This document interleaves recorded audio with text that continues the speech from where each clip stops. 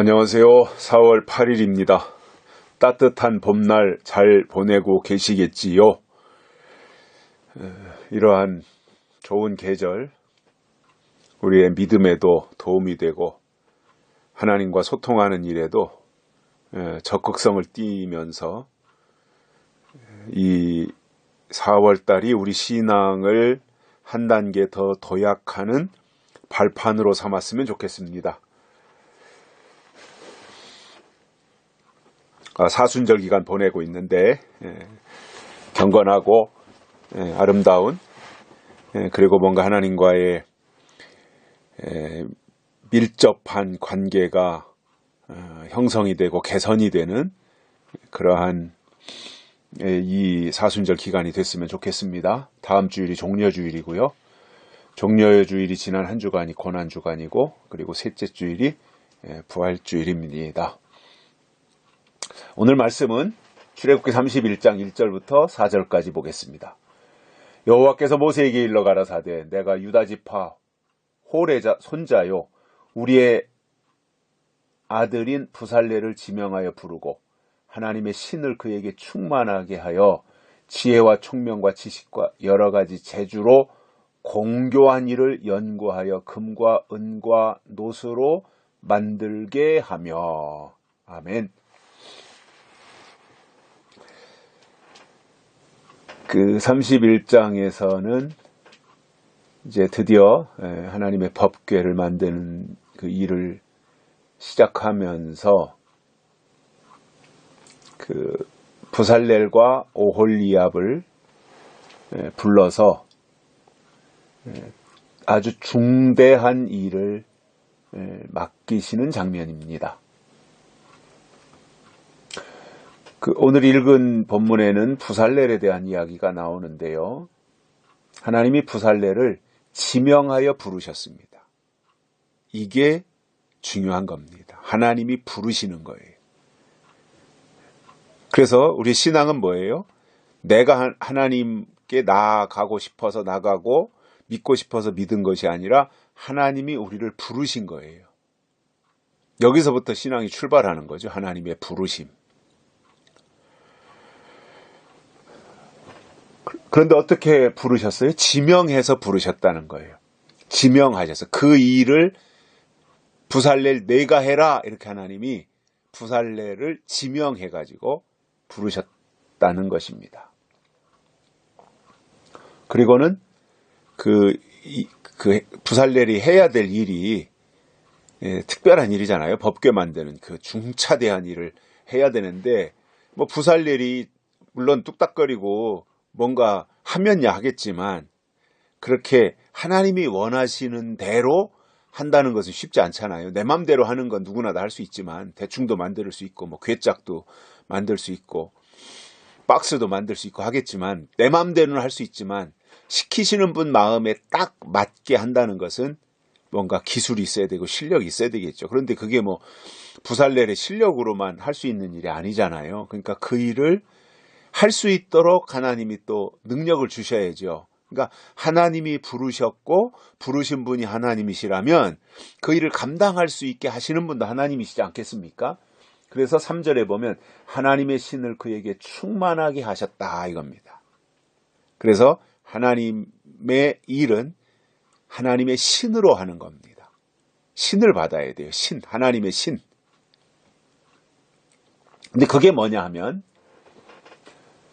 지혜와 총명과 지식과 여러 가지 재주라는 거예요.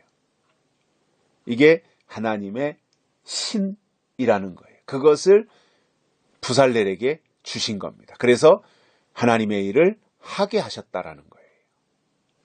그래서 하나님의 일은요, 하나님이 주신 것으로 하는 거예요. 내 것으로 하는 게 아니에요. 자꾸 사람들이 어떤 때는 내가 뭔가 하나님의 일을 자기 힘으로 자기 노력으로 할 수 있는 것처럼 생각하는 사람들이 있습니다. 그거 잘못된 겁니다. 나를 통해서 하나님이 하시는 거죠. 그러니까 나를 통해서 하시는데 그 일이 하나님의 일이기 때문에 큰 일이기 때문에 내 능력과 내 실력과 내 힘으로는 할 수 없기 때문에 하나님이 감당할 수 있도록 하나님의 신을 부어주시는데, 그게 뭐냐면 지혜와 청명과 지식과 여러 가지 재주라는 거예요. 그러니까 이것을 주시니까 그것으로 부르신 하나님을 위해서 그 일을 해드릴 수 있는 거예요.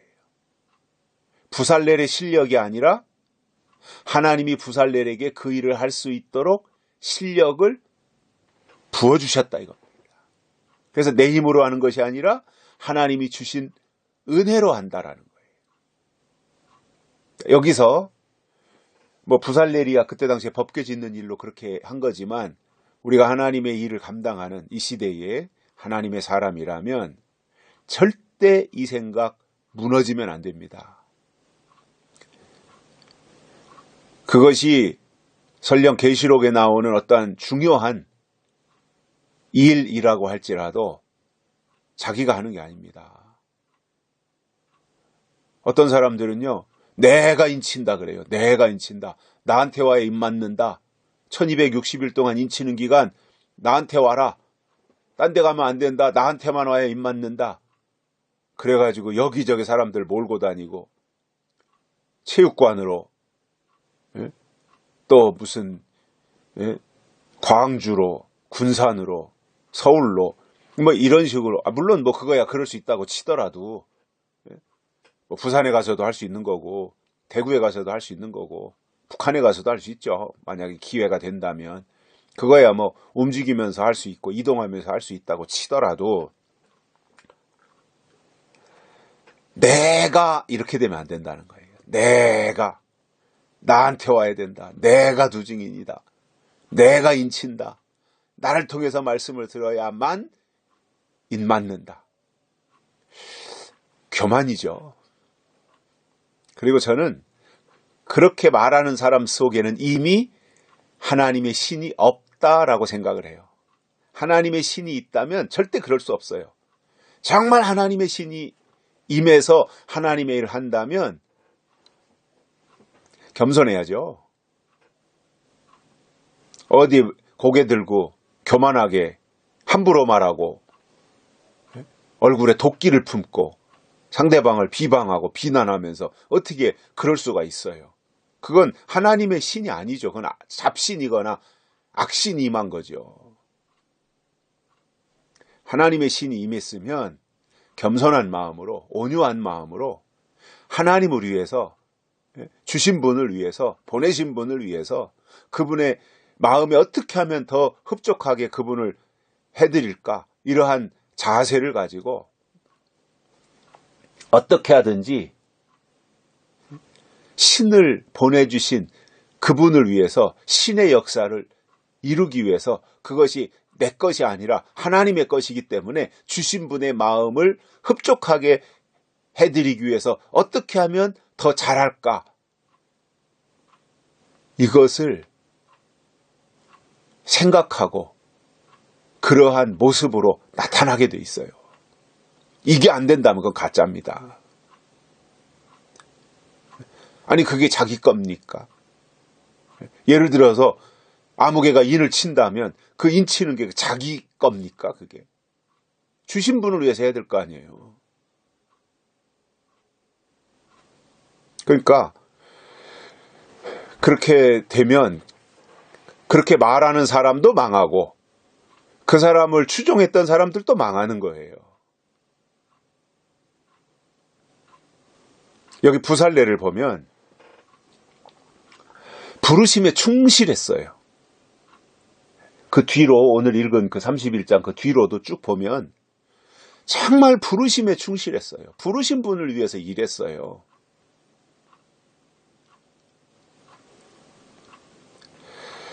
우리가 교만해지는 건 한순간이에요.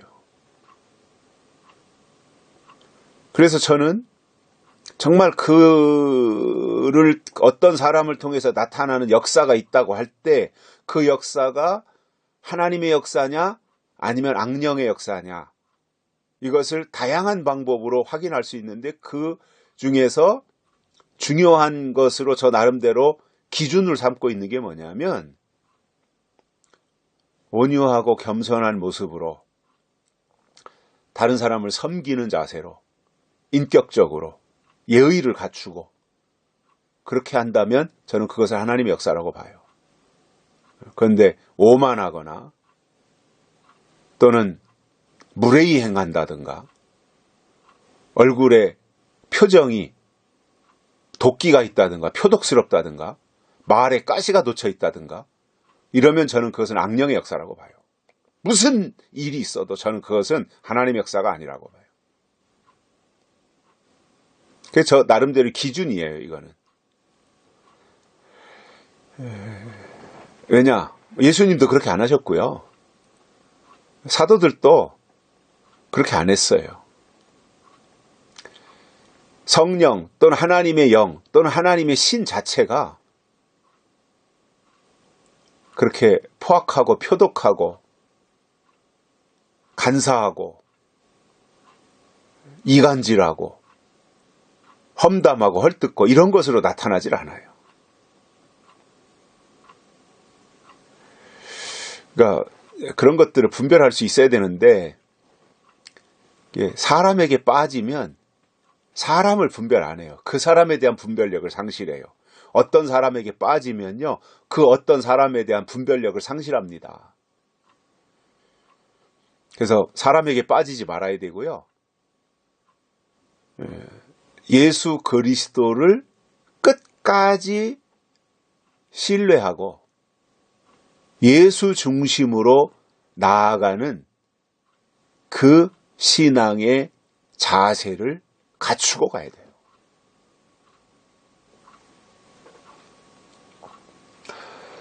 그래서 이 하나님의 일을 하라고 부살레를 하나님이 부르시고 그에게 하나님의 신을 충만하게 해서 지혜와 총명과 지식과 여러 가지 재주를 갖게 하나님이 해주신 겁니다. 그래서 하나님의 일은 하나님이 주신 것을 가지고 하는 거예요. 그러니 교만할 수가 있습니까? 그게 내 것이 아니라 하나님이 주신 것인데 하나님이 주신 것으로 하나님의 일을 하는데 감히 교만해질 수 있습니까? 어림없습니다. 그래서 그 지혜와 총명과 지식과 여러 가지 재주로 공교한 일을 연구하여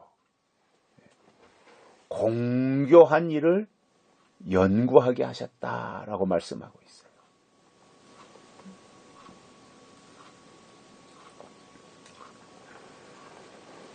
그래서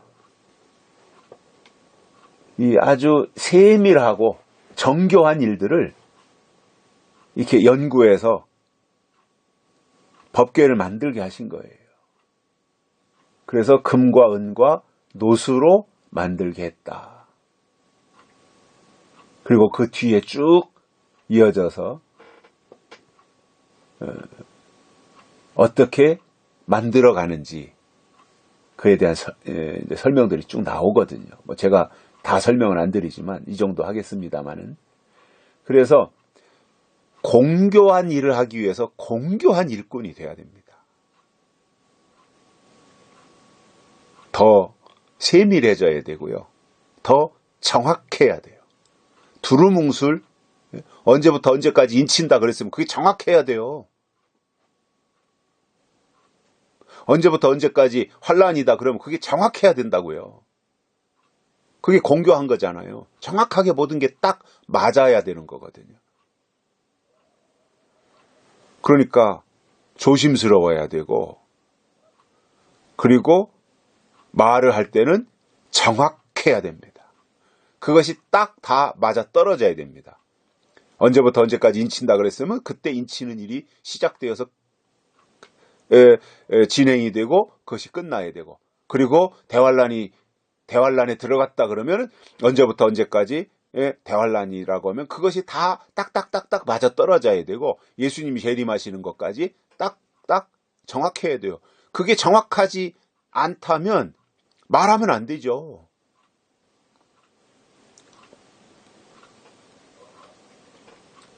근데 정확하지 않고 지나놓고 보니까 다 거짓말이었는데 사람들을 선동하기 위해서 말을 했다. 그러면 그 사람은 가짜인 거죠. 그것을 분별하라는 거예요. 정말 공교한 일을 하고 있는가? 정말 하나님 편에서 하나님의 일을 하고 있는가? 인간적으로는 좀 부족하더라도 하나님 보실 때 하나님의 신이 그에게 있어서 하나님이신 신으로 하나님의 일을 하고 있는가? 이거를 볼 수 있어야 되잖아요. 그리고 그것이 성경과 일치해서 성경적으로 볼 때 확인이 되고 그것이 확실하다면 함께 협력하는 거잖아요. 신앙은 누가 독주해 가는 것이 아니라 서로 협력하는 거잖아요. 그래서 그리스도의 몸을 이루어가는 지체가 되는 거거든요.